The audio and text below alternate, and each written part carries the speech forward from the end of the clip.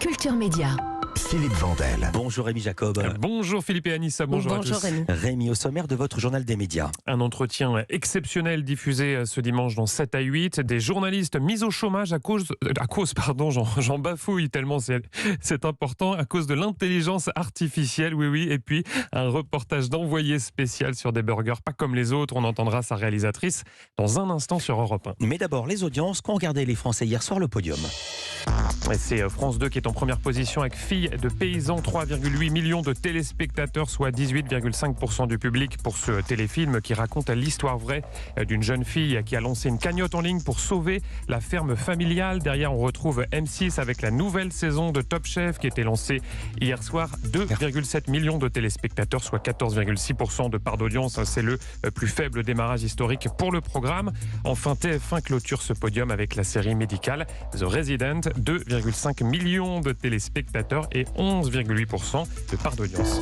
Europe 1, le journal des médias.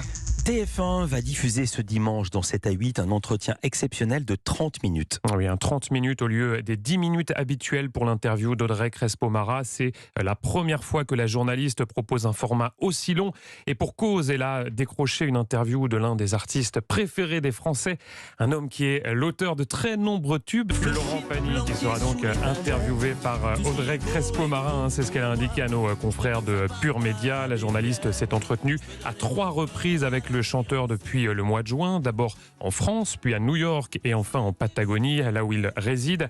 Il nous parle d'une maladie qui n'épargne aucune famille aujourd'hui, explique-t-elle en référence au combat de Florent Pagny contre le cancer du poumon. Et je suis sûr, dit-elle, qu'il donnera beaucoup d'espoir à ceux qui l'entendront.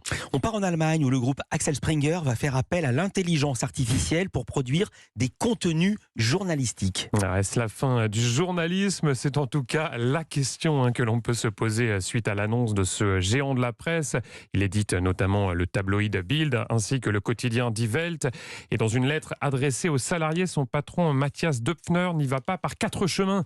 L'intelligence artificielle, écrit-il, va révolutionner l'industrie des médias en pouvant soutenir ou remplacer le journalisme. Rien que ça. Il fait toutefois une différence entre les contenus à valeur ajoutée, comme les reportages ou les scoops, qui resteront selon lui la chasse gardée de l'homme, et les autres contenus, ceux qui finalement pourraient être très bien produits par une machine. Conséquence de tout cela, il annonce que des emplois vont être supprimés prochainement, sans en préciser le nombre. TikTok annonce la mise en place pour les mineurs d'un avertissement au bout d'un certain temps d'utilisation. Ah oui, objectif, limiter le temps d'écran des mineurs. Concrètement, les parents vont pouvoir fixer un temps maximal de connexion par jour. Par exemple, vous dites 1 heure maximum à votre enfant et cela sera contrôlé grâce à un tableau de bord, une façon de protéger les mineurs, mais aussi de reprendre la main au moment où l'application chinoise est très critiquée. Voilà, il suffira pour celui qui a 14 ans de dire qu'en fait il a 18 ans et comme ça son tableau de bord ne va pas s'éteindre. On continue notre tour du monde avec une séquence télé qui a fait beaucoup réagir aux États-Unis. Oui, ça s'est passé sur ABC dans l'émission American Idol, c'est l'équivalent de Nouvelle Star. Lundi, un candidat s'est présenté sur le plateau avec 7 chansons du groupe texan Whiskey Myers. Alors, on n'a pas la chanson, mais je non, ça va aller, non, je vais éviter de chanter. Mais en tout cas, voilà, donc une chanson interprétée par le candidat, donc séquence plutôt classique, jusque-là, avec quand même quelque chose qui va arriver d'assez étonnant, puisqu'à la fin de la chanson, l'émotion va submerger le plateau, plus précisément au moment où le candidat de 21 ans raconte son histoire. Il explique qu'il est le survivant d'une fusillade de masse. Ça s'est passé en 2018 dans son lycée, c'était au Texas.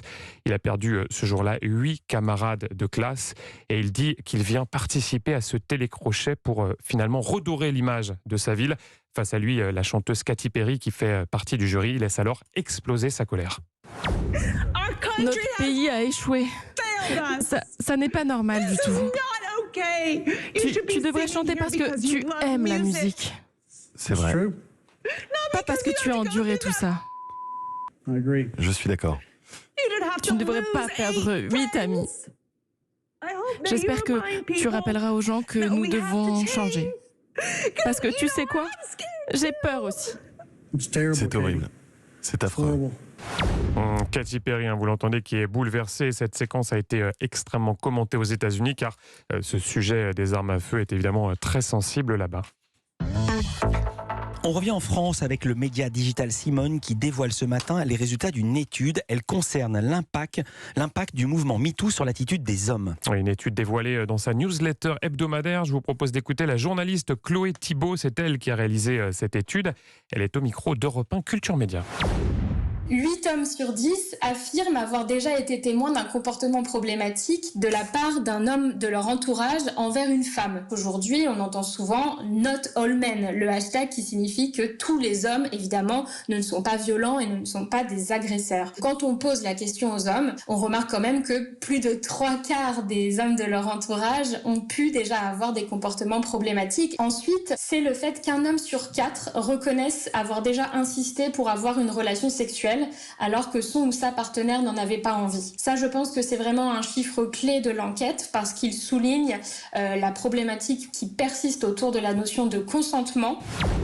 Chloé Thibault, autrice de la newsletter de Simone Média. On va zapper sur France 2 avec Envoyé spécial qui consacre ce soir en reportage à un restaurant atypique.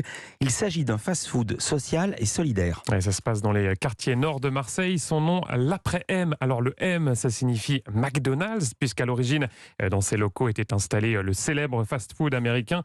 Mais en 2019, il est placé en liquidation judiciaire.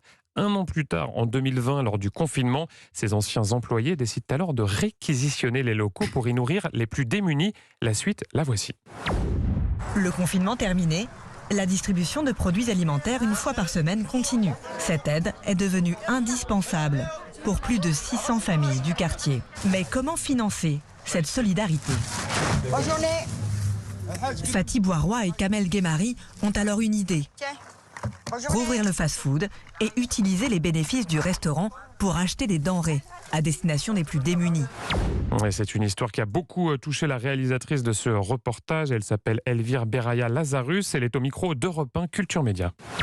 J'ai adoré suivre cette aventure parce que ils sont partis de rien. Ils n'ont pas voulu déroger à leur projet dès le début, malgré les banques qui étaient sceptiques, n'ont pas voulu leur prêter de l'argent parce que leur business plan et leur modèle est très novateur et du coup forcément ça ne rassure pas les financiers.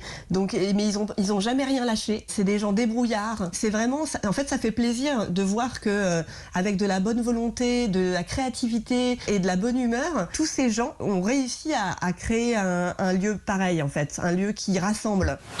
Elvire Beraya Lazarus, réalisatrice de ce reportage sur les burgers solidaires de l'après-m, c'est diffusé ce soir à 21h15 sur France 2. Merci beaucoup Rémi Jacob, je vous dis à demain pour un nouveau journal des médias.